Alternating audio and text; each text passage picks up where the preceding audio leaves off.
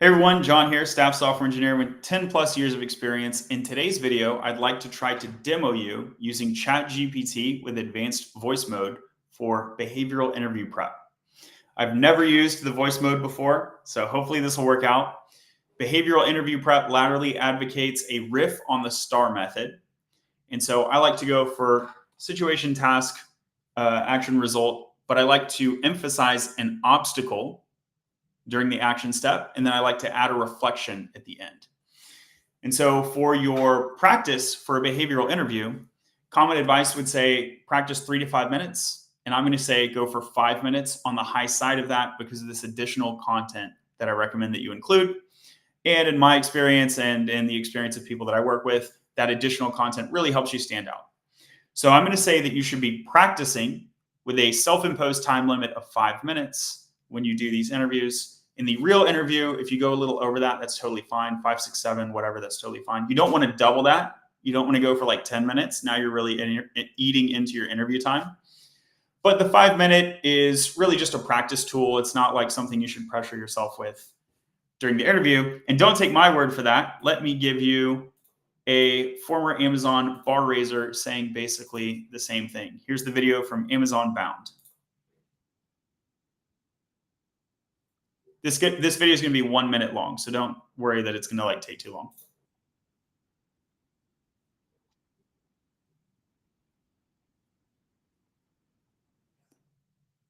I'm also now realizing that you may not be able to hear the audio, but thankfully there are subtitles. So just read the subtitles, I guess.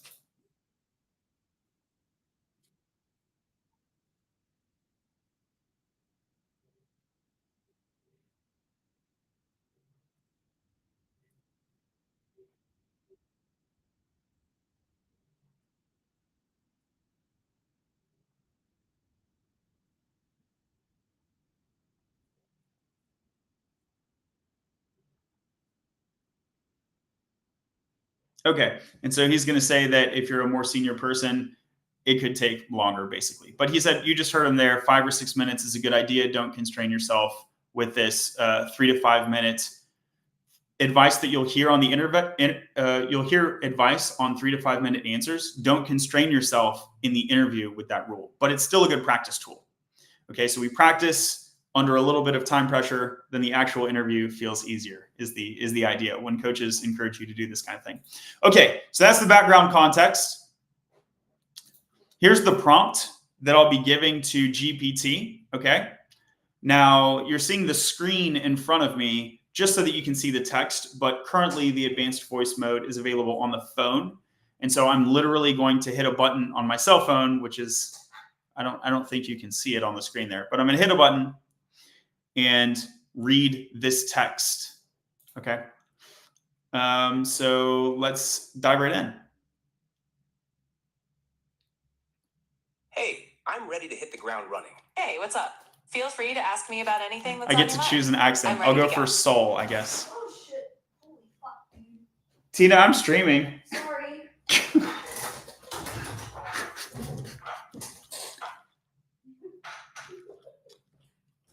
You're gonna get off more shows than me.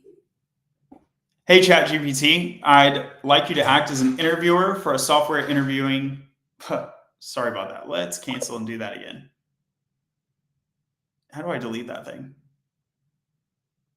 Hey, ChatGPT, I'd like you to act as an interviewer for a software engineering interview. I'll be interviewing at the senior level. You can ask me a random behavioral interview question. I'll give you an answer. Feel free to ask 1 to 3 follow-up questions if you need to. When this process is complete, please provide a summary of your result analyzing my interview performance and include the following. 1, whether you would pass or fail me in this round. 2, a score from 1 to 10 rating my answer quality. 3, the specific behavioral signals you derived from my answer. 4, strengths and weaknesses in my answer with changes that you might recommend to improve that answer. Feel free to clarify these instructions if needed.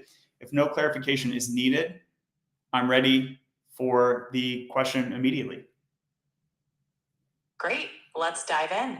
Can you tell me about a time when you had to navigate a challenging situation with a colleague or a team member? How did you handle it and what was the outcome?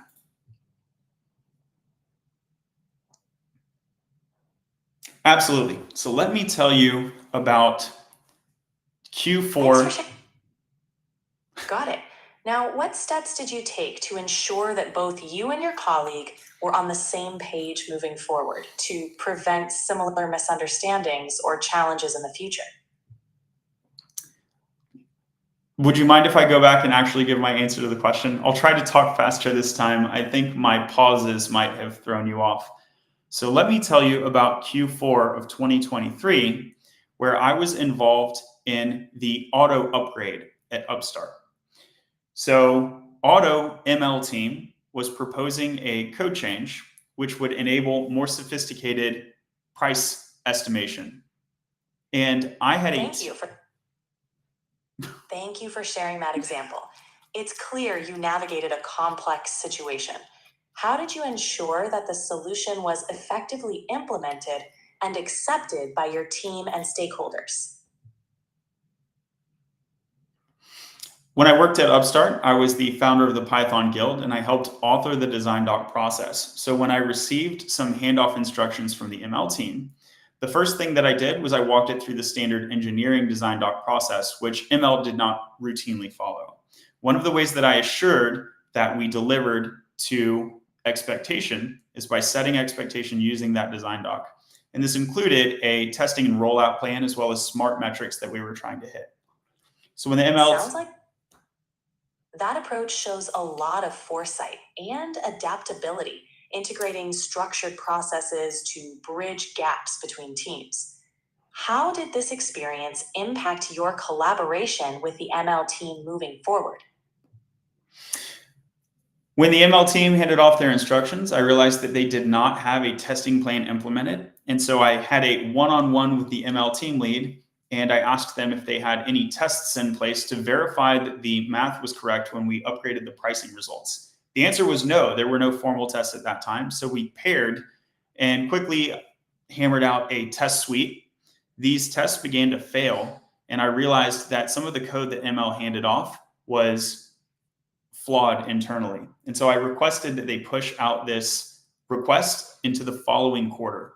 And so I think this improved the longer term relationship with ML because it set an expectation that they would want to comply with these design doc processes. And frankly, it just upgraded the quality of their asks and it made handoff more seamless. So at the end of Q1, we were able to hand off or deliver without a hitch. Great. Let's move on to the interview analysis. First, I pass you in this round. Your answer quality was strong. I rate it an 8 out of 10. You demonstrated problem solving, proactivity, and effective communication. Behavioral signals, you showed leadership by implementing structured processes, collaboration in working closely with the ML team lead, and attention to detail in ensuring robust testing and quality assurance. Strengths, your structured approach in addressing the issue and involving the design doc process was excellent. It showed your ability to integrate different teams' work effectively. Weaknesses and recommendations. While your solution was strong, elaborating a bit more on how you navigated the interpersonal aspects, such as handling pushback or differing opinions, could strengthen your answer. This would provide more insight into your conflict resolution skills. Overall, a very solid performance. Okay, well, I think what we learned is that ChatGPT as a behavioral interview partner is very weak. So if you were paying attention to my answer, you may have noticed that I didn't even mention the result, which is going to be critical in the STAR method. I also didn't add the reflection that I like to add. And GPT rightly called out that I didn't dig into the details of the interpersonal details of the anecdote. I think some of that was I was really thrown off by I typically speak a little slower in these interviews, and GPT took that as a hint that I was done with my answer, which wasn't quite right. So maybe another thing that we learned is that when you're talking to GPT as a behavioral interview partner, you might need to speak a bit faster. You might need to remove those pauses. Maybe this will ultimately be a good thing for you, because if you can remove those pauses and speak faster, then during the interview itself, you're going to be able to get more information over the interpersonal bandwidth, if you will. You'll be able to get more information per unit of time to the interviewer. So I think this is all good, but I would encourage you to seek out real practice interviews with humans who I think are going to have a higher difficulty bar. If I were rating me based on what I said there, I don't think I would give me an 8 out of 10.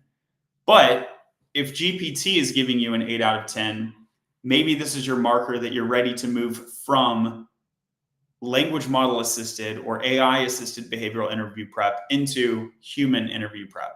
Human interview prep can be expensive. If you go to interviewing.io, I love this website, but an interview with a FANG engineer, I don't know what the price tag is these days. I think it's like around $100. Go check. Don't take my word for it. So that will not be a cost-effective way to get started in these behavioral interviews. But if you get to the point where you're getting an 8 out of 10 from ChatGPT, maybe now you're ready to transition to those kind of as a finishing or hardening or polishing stage, transition to those more expensive paid interviews or using peer interviews, which some platforms offer for free, including, I believe, interviewing.io. You can also join latterly.io, come visit the Discord, and there's a bunch of people on the Discord, and you can chat with them and say, hey, do you have time to do a pair interview? I'll also shout out, I'm not sponsored, but I like these guys, jointaro.com. Let me throw them on the screen. This is a service that I use myself. And so similarly, they have a big Slack server with a bunch of people on it. And I think it's like $30 a month. I mean, their pricing may change over time. I don't know when you're watching this video, so check their pricing as well. But it's not free. Okay, so Latterly will be free. Taro will not be free. But I still think it's currently well worth the price, and there will be more opportunities for pair interviews. So if you restrict yourself to one social community, you may have a reduced ability to obtain like one of these free peer-to-peer mock interviews. And so I would encourage you to consider expanding your network, even if it costs a little bit of money, because probably, unless you're viewing this in 5 years and the world has drastically changed, probably paying for a month of Taro is going to be cheaper than paying for a single paid interview on interviewing.io. Okay, thanks so much for tuning in. If you found this interesting, I hope you'll follow the page, give it a like.